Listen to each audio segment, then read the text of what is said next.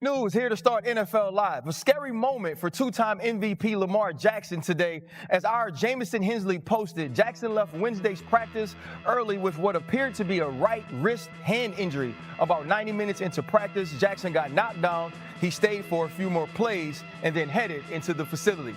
Welcome to NFL Live. I'm here with some of my favorite people, my own GM, Redick, one of my favorite teammates, Boog with a perfect bald head, and a dude that I saw early this morning, Dan Graziano. We've been hanging out all dang day. Now, one team who is worried about a franchise quarterback they knew they had coming into the season, and another just named their quarterback to start the season, and that's Daniel Jones and the Indianapolis Colts. And according to Shane Steichen, this move ain't for the short term, it's long term. It's a new year in Indy, and at least one player is not happy about what's going on.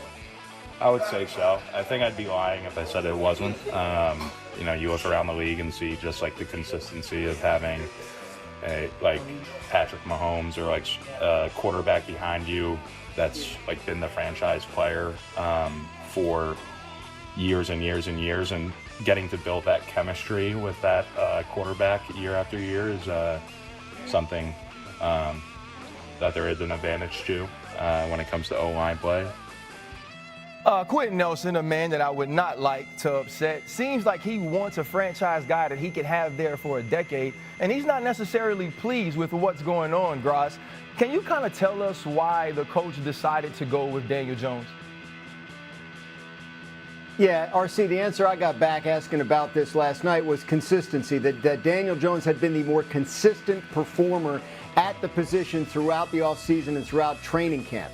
The Colts, they still tell you that Anthony Richardson at 23 years old is a young player they believe can still continue to grow, and that he showed positive signs of that growth throughout the offseason, but wasn't as consistent as Jones. And when he got an opportunity to start that first preseason game, he got injured and wasn't able to get the reps in that game that they hoped he would. It's kind of been the story of Richardson's career so far, missing time, valuable time due to injury, and right now he's going to have to work on getting better in a backup role for as long as Daniel Jones holds the job.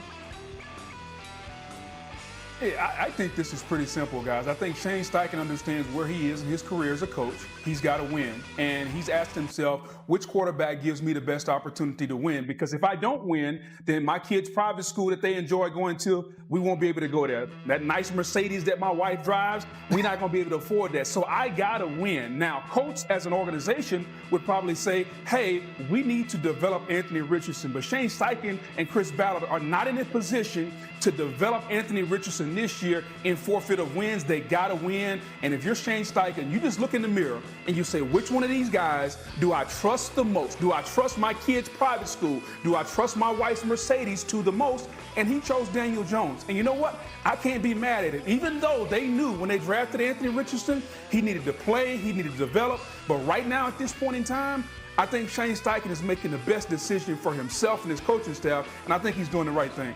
Well, a little simple flex by Booger there. He's talking about private schools and Mercedes, but Anthony Richardson's agent is trying to get him some private schools and Mercedes too. Derek Jackson spoke to our coach reporter Stephen Holder yesterday, and he did not hold back about the quarterback's future in Indy, saying, quote, "We have a lot to discuss. Trust is a big factor, and that is at best questionable right now," Jackson said. Anthony came back and made the improvements in the areas he needed to improve, and by all accounts, he had a great camp. You know, Lewis, it feels like Richardson's time, at least to me, in Indy is done. Do you feel like he got a fair shot to be the guy there? Look, RC, as you know, when you're the 4th overall pick, they're going to give you every chance to succeed, okay? The whole organization, by and large, is set up to really support you. So I really cannot say, from what I know, that the Colts didn't give Anthony Richardson a fair shot, okay?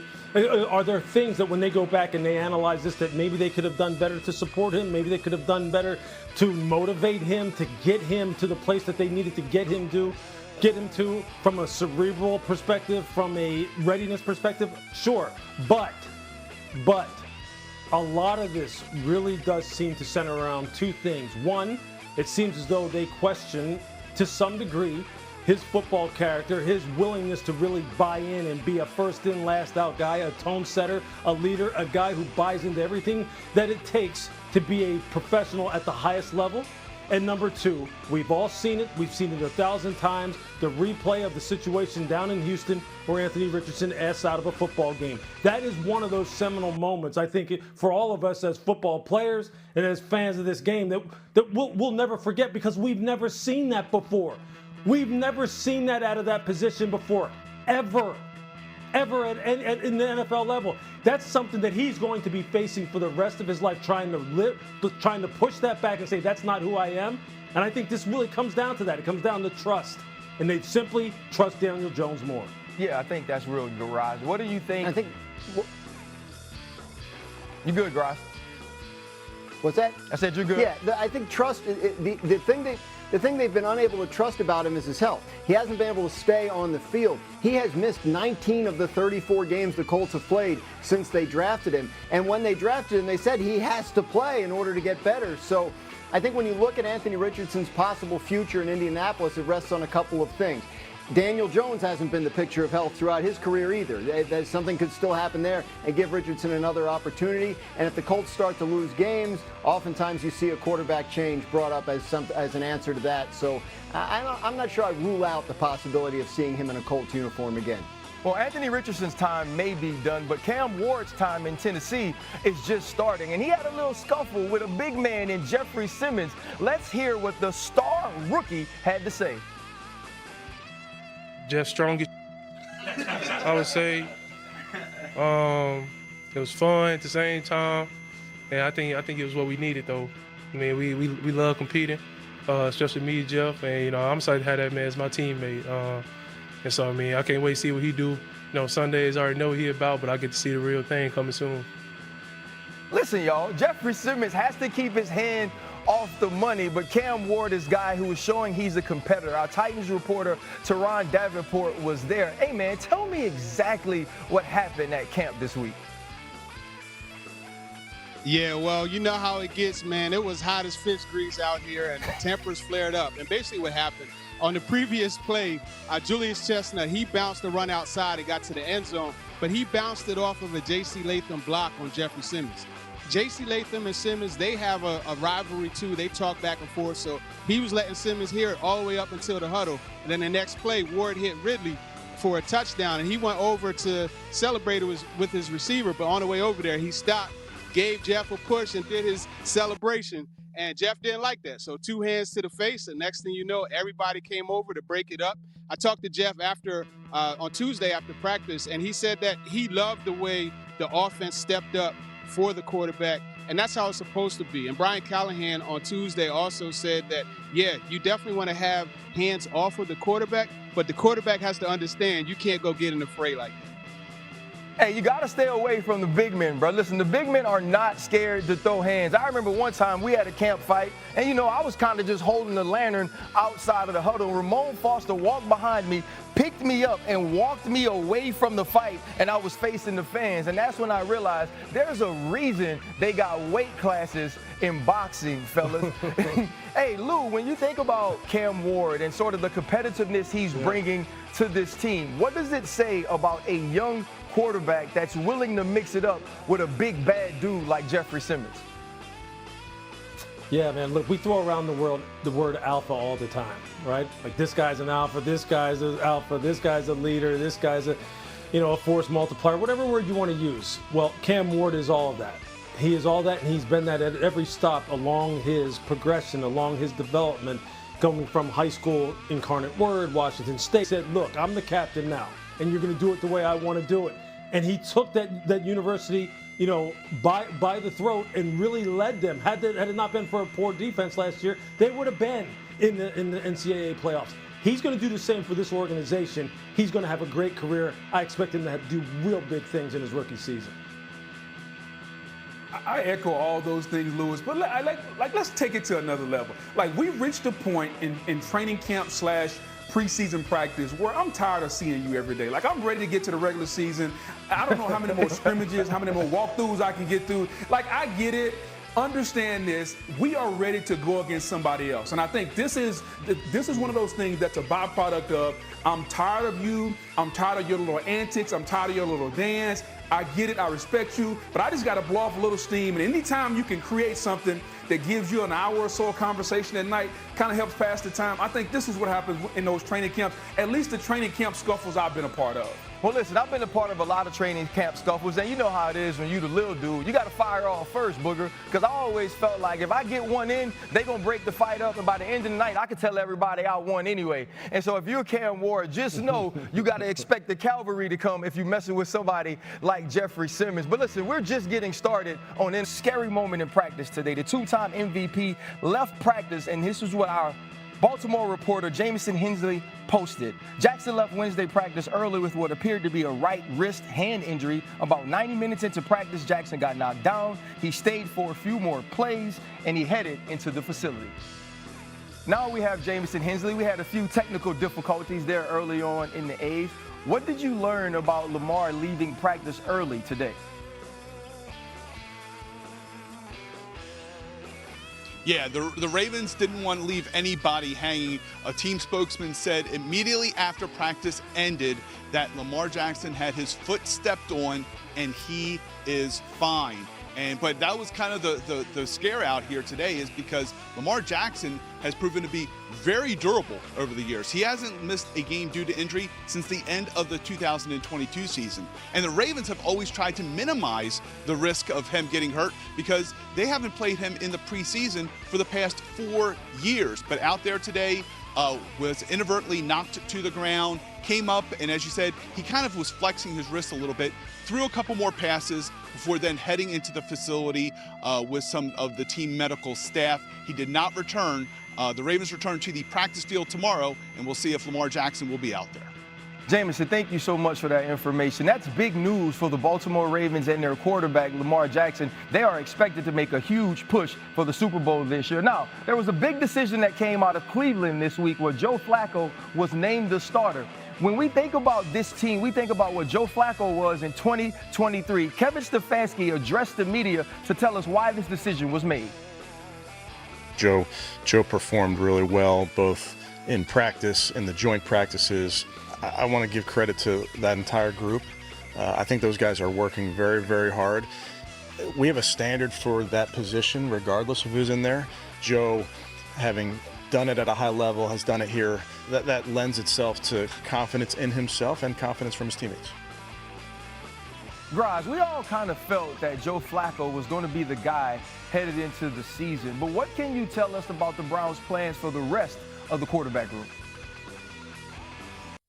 Well, you know, RC, they're in flux. The Browns coaching staff is figuring out now how to order the room behind Joe Flacco. You know, who's going to be the number two? Who would go into the game if they show up for week one to play the Bengals, and during that game Joe Flacco were to get injured and need to be replaced? They don't know yet. Dillon Gabriel, Shedeur Sanders, Kenny Pickett all have dealt with injuries throughout camp, which is one of the reasons, you know, Flacco kind of got the gig, because they didn't really see what they needed to see from any of those other guys due to the time that they missed. So I think the Browns coaching staff is just going to take these next couple of weeks before the start of the season to get these guys as many reps as they can, see where things stand, and then figure out who they're comfortable with as the backup in case something were to happen to Flacco. And then from then on, you know, it's week to week. Now, are they going to be able to carry 4 quarterbacks? Big question. Stefanski has said it's going to be tough. If they don't, is somebody injured enough to go on injured reserve to start the season? Would there be interest in a trade for one of those other guys? Those are questions they have to answer as well. But if they have all 4 and all 4 are healthy, they got to figure out who's 2, 3, and 4. Yeah, I think they definitely got to figure that out. I think we all agree that Joe Flacco was going to be the week 1 starter. I think Kenny Pickett maybe was insurance early on until you saw what you had in Dillon Gabriel and Shedeur Sanders. But now that we've kind of seen a little bit with Dillon Gabriel looking really good, being very accurate, and Shedeur Sanders looking like he's got that it factor, I think the odd man out is going to be Kenny Pickett. Nothing against 2 gloves, because I like wearing 2 gloves when it gets cold. But I don't need my quarterback wearing 2 gloves. I'm done with Kenny Pickett. I've seen enough, RC. I think as the Browns move forward, Joe Flacco is going to be given a lot of room early on. But I think eventually we're going to see both Dillon Gabriel and Shedeur Sanders at some point this season start some games. Kenny Pickett, I love you, buddy. You can take the gloves elsewhere. Well, according to Boog, the only 2 gloves we acknowledge is Teddy Bridgewater. But now let's get to the boots, where the Saints QB1 spot is still up for grabs. But according to head coach Kellen Moore, it's an extremely tight race. it's really, really close. Numbers, experiences, reps, everything. It's going all the way back to start of training camp. Everything is very, very close between this group, and so we're kind of staying in this middle. And obviously you'd like for it to make a decision, and we'll get there as we go. But I think both these guys are putting in tremendous effort, tremendous work. They're both doing a ton of good things, and so we'll see how it goes. Lewis, you've been high on Tyler Shuck the entire offseason, and I ain't gonna lie, that bus you were driving, I was sitting right behind you singing his praises. But have you liked what you've seen from him in the preseason? Yeah, he's had some good moments, Ryan. I mean, have they been perfect? Absolutely not. Can you expect it to be perfect? Should you expect it to be perfect? No, but that's the world we live in, especially when you're dealing with a tightly contested quarterback race like that. Everything that he doesn't do good is going to be magnified. Look, he showed in the first preseason game against the LA Chargers coming in a 2-minute situation that he has good command of this offense at an early age. And it really, well, I should say at an early time in his development here with the Saints. He had a pick 6. Kellen Moore came right back and had him continue to fire the football, hit a double move for a big play, score, and then they really liked his resilience. Look, and then really in the second preseason game, it was just the opposite. Spencer Rattler had a pick 6, came back and made some absolute laser throws in order for them to kind of get back in that football game. So I can see why they're saying that this is tightly contested. I think this third preseason game will tell the tale.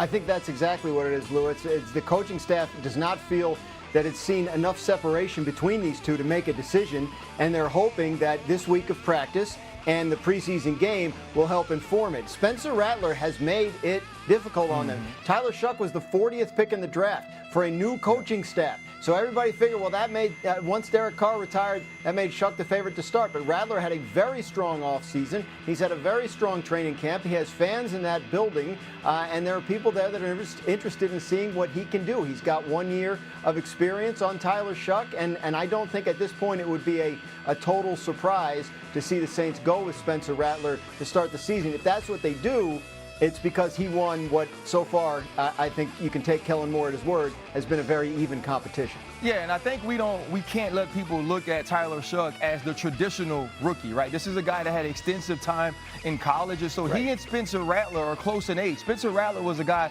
a 5-star prospect. He was thought to be a first overall pick or first-round pick before he had to leave Oklahoma. So he has a ton of talent, and we're starting to see some of those things. So Kellen Moore has a big decision to make down the stretch here.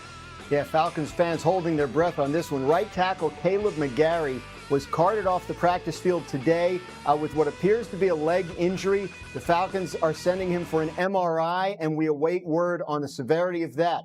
Remember, Caleb McGarry, the right tackle, their quarterback is left-handed, Michael Penix Jr., so Caleb McGarry is the blind side protector there in Atlanta and part of a strong offensive line that they think is one of the reasons they have hopes to challenge Tampa Bay and win this division. Tight end Darren Waller is on the Miami Dolphins. For anybody who missed that bit of offseason news, they activated him off the physically unable to perform list, and he's eligible to join them in practice. He came out of retirement, and the Giants traded him to the Dolphins, whose offensive coordinator is Frank Smith, a man he played for in Oakland and who he has publicly talked about having helped him through some off-field issues. So Darren Waller excited to play for Frank Smith in Miami. And in Tennessee, cornerback L'Jarius Sneed, who missed a huge chunk of last season with a quad injury, has been activated off of the PUP list as well and is eligible to return to practice for Tennessee. He had a procedure to fix the quad issue and also a cleanup on his knee in the offseason. L'Jarius Sneed now healthy and ready to go for the Titans. As we mentioned earlier, Jameson Hensley, our Ravens reporter, saying quarterback Lamar Jackson left practice because his foot got stepped on and that he is fine, according to a team spokesman. So anybody who saw reports earlier today about Lamar Jackson leaving practice, you can exhale. Hey, Lamar Jackson has already shown us 2 times being the MVP that he's one of the best doing it at the quarterback position, but so is Jared Goff. Jared Goff has looked like a top quarterback over the last couple of seasons, since 2023, and then there's perception. What did you learn about how difficult it is for a quarterback to go from good to great? That I don't know if it can be done. Like, it's one of those mystical and kind of mysterious things that happen with quarterbacking where you're able to get to the 99.8 or 99.7 percentile, but can you get to the 99.9th? Is it, and if you can't, then why is that? Is it because of surrounding talent? Is it because of timing? Is it because of the cosmos is aligned against you? Yeah. Like, it's one of those things that haunts guys, and it's haunted Matt Ryan, because here Matt Ryan was, one of the greatest quarterbacks of his generation, and yet that question kind of hung over him. And at one point he was asked after he retired, like, what is it like being known as the guy who was the foil for the greatest comeback ever? And even though the guy has a borderline Hall of Fame career, he was like, frankly, it sucks, because those types of imperceptible errors hang over him. Yeah, it's something about a competitor, right? And I just met with Jahmyr Gibbs, sat with David Montgomery, and, Jared Goff has this Cali laid-back vibe, but the one word they used for him was dog. What did you learn about his competitive nature over making this piece? Well, it's not a question of his competitiveness. It's not a question of, whether he's wired the right way. It's just a question of whether, like, you're one of the 8 greatest people at your job in the world at any given time, but can you be one of the greatest 3? And I would be curious to know what you think. I mean, you played safety as well as anybody, and when you faced a quarterback that you knew was really, really good, but not a future Hall of Famer, I would be curious if you guys thought that the gap was this much, or if it was actually this much. Well, I'm going to say this. There's a difference from when I played Aaron Rodgers and I played Tom Brady to playing the Carson Palmers. Carson Palmer, who was elitely talented, didn't have that thing. Every time you played Tom Brady, that thing showed up. When we played Aaron Rodgers in the Super Bowl, that thing showed up. And I think if you're someone who's going to knock Jared Goff, it's waiting for that it factor in the big moment to take his team from very good to great. So thank you so much, man. That was an amazing piece. My pleasure, man. Yes, sir. Yes, sir. Seth Wickersham, American Kings, a biography. They allowed the 5th fewest points per game and had the 2nd most efficient defense in all of the NFL. They also ranked top 5 in opponent total QBR and rush yards. Boog, do you think this defense could be good enough, especially early on, to carry the load for J.J. McCarthy? No doubt, RC, and I think you have to look at the additions they made, especially on the defensive side of the football. Look on the interior, Javon Hargrave, Jonathan Allen, 2 guys who have been stalwarts from an interior standpoint. I think they'll be able to plug up the middle and get some pressure. Then on the back end, can you cover people? They get Rodgers over from Philadelphia, and they're going to try the reclamation project with Jeff Okudah. So can you stop the run? Can you rush? And can you cover? And I didn't even talk about Dallas Turner or Van Ginkel. And you couple all of that with the scheme that Brian Flores has, I think this is something to deal with, because we know that B-flow is going to make your quarterback uncomfortable. They're going to make your defense, make your offensive line try to figure out which guys are coming and at what time they're coming. I think this defense is going to be a lot better than they were last year, this season. Well, the big thing about this defense, too, was we saw teams kind of understand where they were going to bring the blitz from, how to attack them. You definitely saw that down the stretch, the Detroit Lions, in the playoffs, the Los Angeles Rams. What new wrinkles does Brian Flores have, especially early on in the season, to get some of these players to make plays and help J.J. McCarthy acclimate to being the new starting quarterback of the Minnesota Vikings? Now we got to head to New England, where the Patriots made huge moves on the defensive side of the ball that hopefully can take some of the pressure off of Drake May. The Patriots improved all facets of their defense. They signed Super Bowl champion Milton Williams and gave him $63 million guaranteed, the 3rd amongst defensive tackles in all of the NFL. They also added cornerback Carlton Davis and linebackers Harold Landry and Robert Spillane. Lewis, they have all these new additions on the defensive side of the ball. Are they going to be good enough to take a second-year quarterback like Drake May to the playoffs? Look, I think there's no question, Ryan, they'll lean into this defense, especially it's the new formulation here with all these new players. And if there's anyone that you trust to be able to get all these guys to play in concert and in unison, it's Mike Vrabel. Look, these guys are studs up front now. Milton Williams, we saw what he did in the Super Bowl. We saw how he wrecked the interior of the Kansas City Chiefs defense. We see at the linebacker position, Robert Spillane is one of those guys who's at the command and control center who will lock things down with the way he likes to play. Harold Landry, one of the best pass rushers, one of the best pure pass rushers in the NFL. Carlton Davis comes in, and he's going to be paired with Christian Gonzalez, who is arguably one of the best young corners in the entire National Football League. This unit, although it has a lot of new moving pieces at some critical spots, this is the new age of the NFL. There's going to be a lot of turnover, but again, if there's a guy who's going to be able to get all of this moving in the right direction and playing, as one, it's going to be Mike Vrabel. And Drake May, Hey, look, they did some work on the offensive side of the ball, too. It's not like they invested all their resources in the defensive side. This is a team that's going to surprise some people, man. It really is, because they are very, very well coached. They did a great job as far as the personnel additions, and I expect them to make some noise as far as maybe here in November and December. Are they knocking on the door for a wild card berth? We'll see. Time will tell, but I think they're going to be there. They're going to be in the conversation. Lewis, you know what's crazy? We often focus on the offensive rookie of the year, right, Jaden Daniels, and talk about how the Washington Commanders need to build around him. But it seems like the New England Patriots have figured out a way to build around Drake May. You got stronger on defense. You add guys like Mac Howland, Stephon Diggs to the offensive side of the ball. You draft Henderson early. This is a defense that's going to play well for Mike Vrabel, but I think this offense is going to do great things, especially thinking having a stalwart like Will Campbell at the left tackle position that they drafted top 5 in this year's draft. Now, one of my favorite teams in all of the NFL right now is the Denver Broncos. It is because of Vance Joseph and that defense. The Denver Broncos have a defense that was great last year, and they may be even better this year. They ranked second in yards per play allowed and efficiency. Plus, they gave up the 3rd fewest points in the NFL. The offseason, they added 49ers Talanoa Hufanga and also linebacker Drake Greenlaw. They also used their 1st-round pick on Texas cornerback Jahdae Barron. Boog, what makes this defense so dang good and difficult to play? You know, the anatomy of a great defense, to me, is kind of simple. Like, you have to have some individuals that can win their one-on-one matchups. And sometimes when they can dominate their one-on-one matchup so much so that you can focus the attention elsewhere. They have that. When you talk about Pat Surtain and Nick Bonito, a guy that can lock you down one-on-one and a guy that can rush the passer. And then from a scheme standpoint, we know what Vance Joseph can do. But I'm going to take it somewhere else. When you want to play great defense, you got to have a couple guys that really ain't rap tight. A couple guys that's going to come in there and say some things and do some things, and you may never know what's going to come out of their mouth. And they got a couple of those in Hufanga and Drake Greenlaw. Those guys are not rap tight.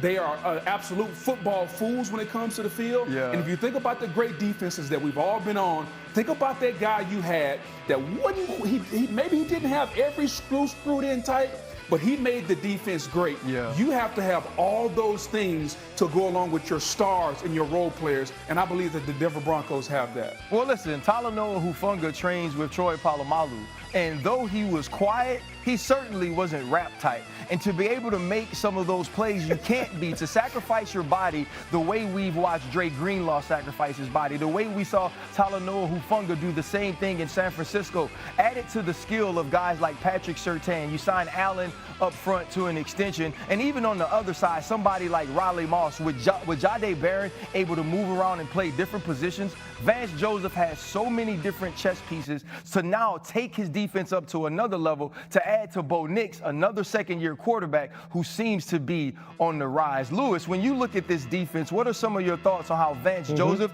can take advantage of those new pieces? Well, I mean, they're deep, right? I mean, they've got guys who are very much so interchangeable that he can move around, in particular in the secondary. Just think of the body types that he has in the secondary. In a passing league where games are won and lost on 3rd down, games are won and lost in 2-minute situations, end of half, end of game, he's got guys who are really match-up dudes who then he can wind up saying, hey, look, I'm going to get creative with rush packages. I'm going to turn Nick Bonito loose, okay? I'm going to turn Zach Allen loose. I'm going to send extra from the second level, a guy like Drake Greenlaw, who we know is one of those dudes who pound for pound just packs a wallet. So I think that's what you like. You like the multiplicity, you like the interchangeability of these players, and you just like the fact that Vance now he can open up that entire playbook and say, hey, look, we can defend you in multiple ways, but in crucial moments, we know we have the horses to be able to defend some of the best offenses in the league. A lot of them reside in the AFC. A lot of them reside in his own division. Yeah. And that is going to give Broncos country a lot to be happy about and a lot to look forward to. We all know the West is going to be one of the best divisions in football this year, no question about it. Absolutely. The AFC West is going to be a dogfight each and every week. And Lewis is using very big words like